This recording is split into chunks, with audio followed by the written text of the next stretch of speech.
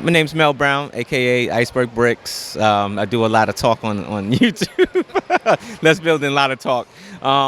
Yeah, so what you're looking at is the UCS Ghost Carillion from the Star Wars series Rebels. And it was the Brick Vault version. Went out and spent my extra money with the Brick Vault and looked at the instructions. Took maybe about a month or two to decide if I was going to build it or not. So I slow build it, right? I slow build it. What I did was I went ahead and I just ordered the pieces from the first 20 parts of the instructions, and I just kept doing it that way. And that's probably why it cost me the most. So instead of buying the pieces in bulk, I bought them as I went along, and it ended up costing me almost $2,000 to build this thing. Yeah, yeah. You were afraid of the long-term commitment with a build of this size. Yeah, I was trying to bail out, but when I got to the base, it was already too late because I was already like 120 on the base, and I haven't gotten to everything else. But I acquired a lot of Technibrick and a lot of plates.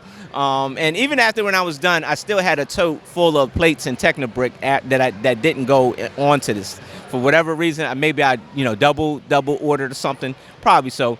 But yeah, it's 11,500 pieces, man. Right off of the Brick Vault. The instructions were a little bit challenging, very challenging.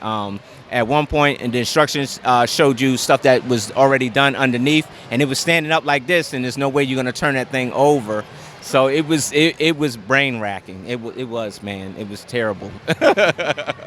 So take us through kind of the structure of it then. Is it all like panels sitting on top of an internal structure, or how does it come together? Oh yeah, so it comes together off of all Technibrick, and when I take the top off for you, I can take the top off for you. You can actually see everything. So what it is that you got a housing here full of Technibrick right here. So it's like almost like a cage of Technibrick. So you got some standing up here, and it's just like a box of Technibrick.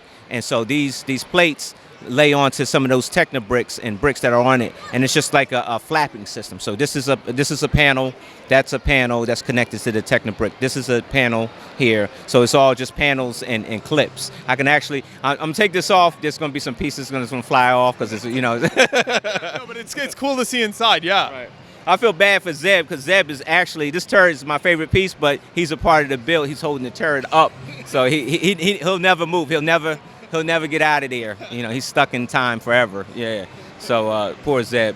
But yeah, the minifigures alone, acquiring the minifigures alone. See, here we go. Oh, that wasn't too bad. Let me put this over here.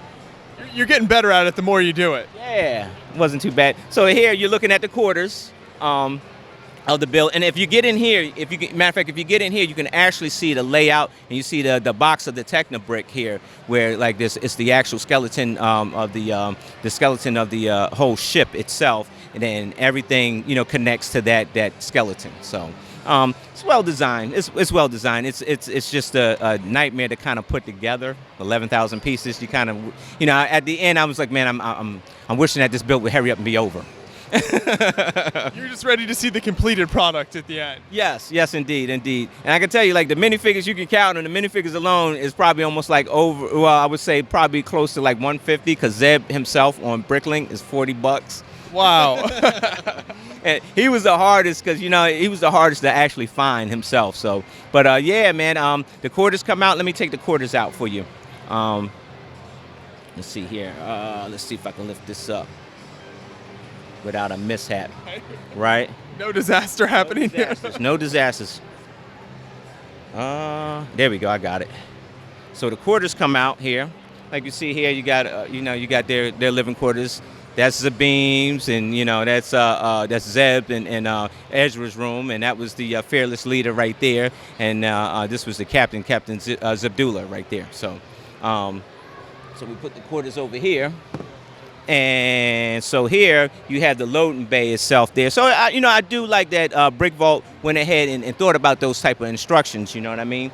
And so like you got the opening, you got the opening port of the bay here, the loading bay here. And but of course, with all the Technibrick and everything, you only could do but what's so limited too. Right. So you gotta have such a thick structure in there. You can see how many beams are connected there. Right. That was my nightmare. And I'm honestly, I'm not a fan of Technibrick. I understand why you have Technibrick today because of this. So there's a lot of angles going on here that you would normally wouldn't get without the Technobrick. So so I'm kind of glad the build is over. It's just I get a little anxious with moving it, like even coming in here like on Thursday. We built a special crate for it over there, and you're thinking, yeah, my stuff is going to be intact. It's going to be intact. No, it's not intact. And I spent about an hour and a half trying to repair some of the moving damage. So I think my best feature on this would be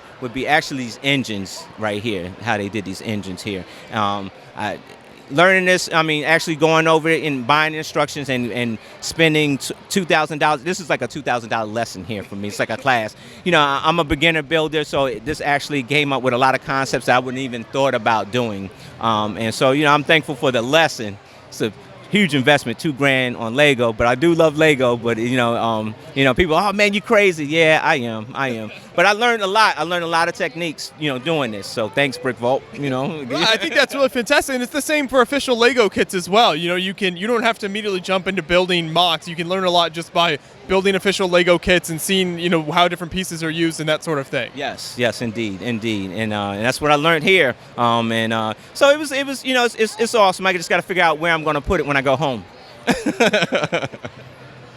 Do you have an area you'd like to display this or anything, or is it just going to find a spot wherever it can fit? I think I'm gonna try to find a local store and try to put it in the case at a local store and leave it there as much as I can until it get evicted. Yeah.